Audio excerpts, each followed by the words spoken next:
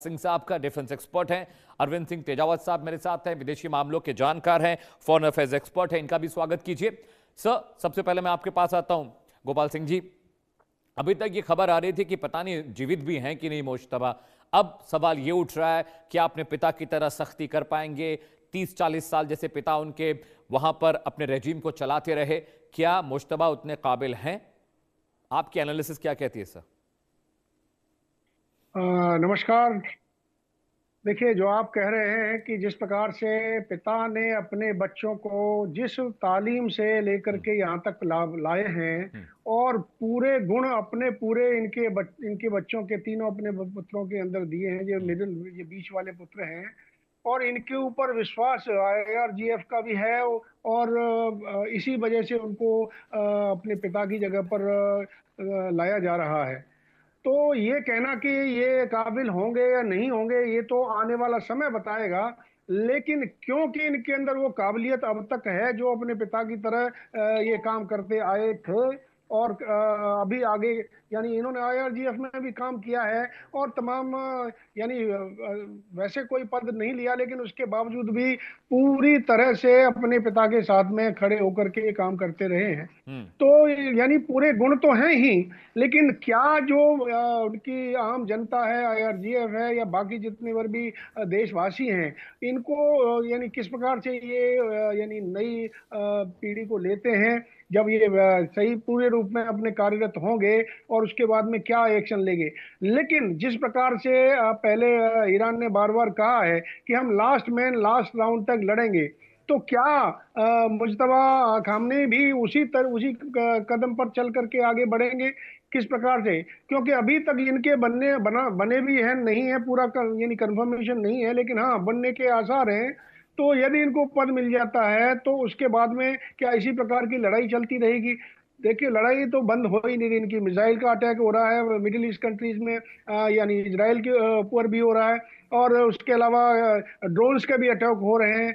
और तमाम, यानी यहाँ तक भी कहा जा रहा है कि ईरान जो है अभी डर्टी बॉम्ब बनाने के उस स्थिति में भी पहुंच गया है। तो कहने का तात्पर्य यह है कि, और उनको एक और बहुत बड़ा झटका लगा है कि जो श्रीलंका के पास में इनका एक युद्ध पोत, जिसमें जवान जा रहे थे यहाँ से, उसमें जैसे 80 से ज्यादा जवान मारे गए हैं। तो ये भी एक काफी बड़ा इनको झटका लगा है। तो कहने का तात्पर्य तो यही लगता है कि ये जब तक इनके साथ ही साथ देंगे, देश साथ देगा, तो ये लड़ाई लड़ते रहेंगे। लेकिन कब तक? जब तक कि इनके पास में साजो सामान लड़ाई का रहेगा, या फिर इंटरनेशनल पॉलिटिक्स या राजनीति, चारों तरफ से अभी बातें चल रही हैं, यदि उनका प्रेशर बनता है और किस नेगोशिएटिंग टेबल के ऊपर आते हैं, तो बात बनेगी। लेकिन साफ जाहिर है कि अमेरिका चाहता है कि उनकी तीन बातों को ये माने। अब ये ना तो इनके पिताजी ने मानी, वो चले गए खाक में। अब इनके लिए भी इसराइल भी कह रहा है और अमेरिका भी कह रहा है कि यदि ये नहीं मानेंगे तो इनको भी वहीं पहुंचा देंगे जहाँ जहन्नुम में।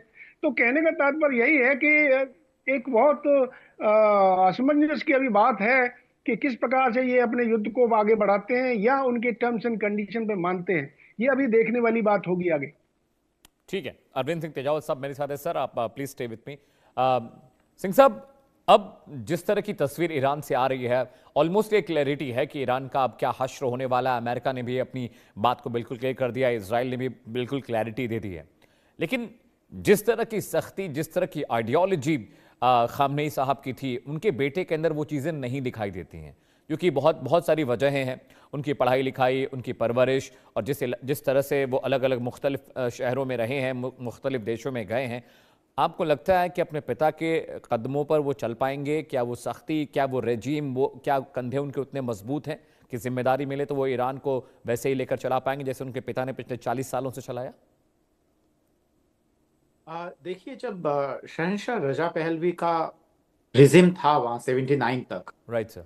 तो जो अयतुल्ला खामनेई है वो भी उन देशों में गए हैं जिनका जिक्र हम उनके बेटे के लिए कर रहे हैं। हम्म, तो वेस्टर्न संस्कृति का कितना असर पड़ता है हम्म, यह कहना वाकई मुश्किल है, क्योंकि एक और जो आतंकी था जिसको एबटाबाद में मारा गया, हम्म, उस आतंकी की भी पूरी जो शिक्षा दीक्षा वगैरह है वो पश्चिमी दुनिया में हुई थी। हम्म, और ऐसे में वह पश्चिमी दुनिया की कमजोरी को ज्यादा बेहतर तरीके से जान पाया, और उसके बाद में 9/11 हुआ, उसके बारे में हमें पूरे अच्छे से पता है।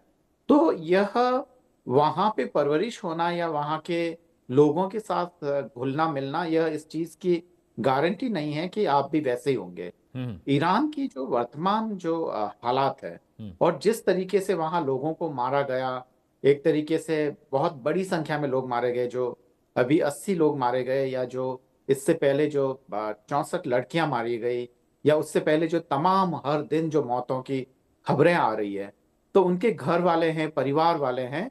यह एक शुरुआत होती है कहीं पे भी कट्टरपंथ की, जैसा कि हम फिलिस्तीन के संदर्भ में देख सकते हैं कि वह शुरुआत में एक शांतिपूर्ण मूवमेंट था, फिर वह धीरे धीरे और खतरनाक होता गया और स्थिति हमास तक आन पड़ी।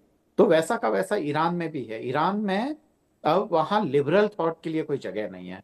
इस बम्बार्डमेंट और इस बड़े लोगों के कत्लो आम के बाद में वहां पे अगर हम जी। ये उम्मीद करें कि उदारवाद आएगा, तो उसकी कोई संभावना नहीं है। और ऐसे में जो अयतुल्ला खामनेई साहब के जो साहबजादे हैं, उनके पास विकल्प बहुत सीमित हैं, हम्म।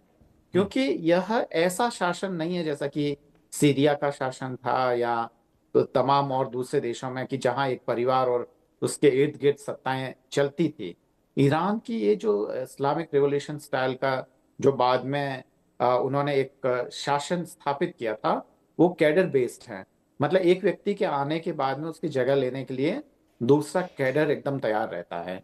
वो और जो लोग तमाम है, वो दरअसल एक तरीके से ये ज्यादातर आंदोलन जीवी या जनता के बीच में काम करके ये लोग वहां तक पहुंचे होते हैं।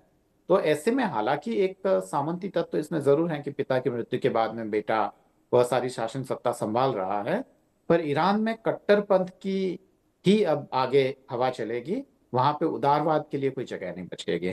अमित साहब। ठीक है, सिंह साहब आप प्लीज स्टे विथ मी। इस बीच ईरान और इजराइल की जंग को लेकर जो तस्वीरें हैं वो लगातार हम आप तक पहुंचा रहे हैं। हर तस्वीर, हर हमला, उसकी डिटेल, उसकी बारीकी आप तक हम पहुंचा रहे हैं। लेकिन इस बीच इस जंग में बहुत नुकसान भी उठाना पड़ा है, बर्बादियां भी बहुत हुई हैं, और वो भी आपके लिए समझना जरूरी है। देखिए, सबसे पहले अमेरिका 6 सैनिकों की मौत हुई है, सुप्रीम लीडर समेत कई लोग मारे गए हैं और 700 से ज्यादा जख्मी बताए जा रहे हैं। ये देखिए जंग में कितना किसको नुकसान हुआ है। ईरान में हमले में सैकड़ों लोग तबाह हुए हैं, जख्मी हुए हैं, 11 लोग लापता हैं इजराइल से, उनके बारे में जानकारी नहीं है। बहरीन, कुवैत में तबाही हुई है। तेहरान में सरकारी इमारतों पर हमले हुए हैं। यरूशलेम में भी बहुत सारे लोग जख्मी बताए जा रहे हैं। तेल अवीव में कई इमारतों को नुकसान पहुंचा है। इस्फहान समेत कई शहरों में हमले हुए हैं। कतर, यूएई के बेस पर हमला हुआ। 17 जहाज और सबमरीन्स तबाह हो चुकी हैं ईरान की। इसके अलावा इजराइल में 700 से ज्यादा लोग घायल बताए जा रहे हैं, क्योंकि वहां पर हाइफा, ओफा, खेम, वेस्ट बैंक, यरूशलेम, तेल अवीव में लगातार हमले हुए हैं, रॉकेट्स गिरे हैं, तो वहां भी बहुत लोगों को नुकसान पहुंचा है। ये डिटेल मैं आपको बता रहा हूं कि अमेरिका का कितना नुकसान हुआ है। सऊदी दूतावास में जहां पर हमला हुआ, वो अमेरिकी एम्बेसी थी, वहां पर भी बहुत सारे लोग जख्मी हुए। सुप्रीम लीडर तो मरे ही मरे, 48 टॉप कमांडर्स भी एक ही दिन में उस दिन मारे गए, जिस दिन अमेरिका ने सुबह 8 बजे अटैक रिटेलिएट किया था, इजराइल और अमेरिका ने एक साथ। और अटैक कहां कहां हुए, आपको नुकसान तो बता दिया, अटैक कहां कहां हुए वो भी आपके लिए जानना जरूरी है। अमेरिका ने ईरान के 20 जहाजों को डुबाया है, वहां पर अटैक हुए हैं। श्रीलंका के पास ईरानी जहाज पर अटैक हुआ है, उसको डुबा दिया गया है मार के। 80-87 लोग मरे हैं। 87 लोगों की मौत है, जो नेवी के जो वो थे मेंबर्स, जो नेवी शिप पे थे, वो मारे गए। इजराइल ने ईरान में करीब 5000 बम गिराए मुख्तलिफ इलाकों में, कम से कम 1500 ऐसे इलाके जहां पर बम गिरे। तेहरान और इस्फहान पर फोकस रहा है, वहां पर भी बहुत सारे हमले हुए हैं। तेहरान में सैन्य मुख्यालय पर हमला किया गया, क्योंकि कमांड सेंटर जब तक तबाह नहीं होगा तब तक चीजें कंट्रोल में नहीं आएंगी। इस्फहान सैनिक कमांड पर बड़ा अटैक अमेरिका इजराइल ने किया था, क्योंकि उनका कम्युनिकेशन बंद करना जरूरी था। नतांज में जो परमाणु रिएक्टर है, वहां पर भी भारी बमबारी हुई है, क्योंकि फोकस यही था कि न्यूक्लियर रिएक्टर्स को खत्म करना है। यज़्द मिसाइल बेस पर लगातार हमले हुए हैं, कई राउंड हमले हुए हैं। बंदर अब्बास में नौसेना मुख्यालय को उड़ाया गया है। बंदर अब्बास स्ट्रेट ऑफ हॉर्मुज के पास का जो इलाका जहां पर नेवी है ईरान की, बेरूत, लेबनान, हिजबुल्लाह मुख्यालय जो है, वहां पर इजराइल ने ताबड़तोड़ हमले किए हैं। शहरों में वहां पर निशाना बनाया गया। अमेरिका ने ईरान के 20 जहाजों को डुबो दिया है। लगातार रिटेलिएशन हो रहा है। श्रीलंका के पास ईरानी जहाज पर अटैक हुआ है, 87 नौसैनिक वहां पर मारे गए। तो ये डिटेल देखिए कि किसको कितना नुकसान हुआ। जंग में कभी किसी का भला नहीं हुआ है,